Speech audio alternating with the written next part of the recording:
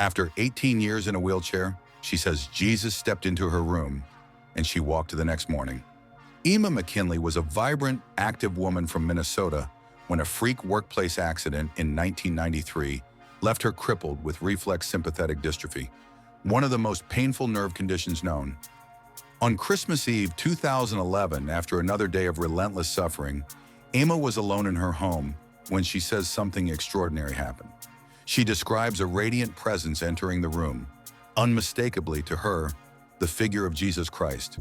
She said his face was filled with compassion, and his eyes seemed to look straight into her soul, full of both power and tenderness. When he touched her twisted body, warmth surged through her like fire and peace at the same time, as if every nerve was being realigned. For the first time in nearly 2 decades, she felt completely free of pain. She wept uncontrollably, not from fear, but from a joy so strong it felt like love itself had taken form and entered the room. The next morning, her family was stunned to see her walking.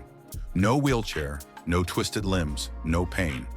She was moving freely, her body straightened as though the decades of damage had been undone overnight. Medical professionals couldn't explain it. The disease simply doesn't reverse. But Ema insisted the answer was simple. She had been healed by Jesus.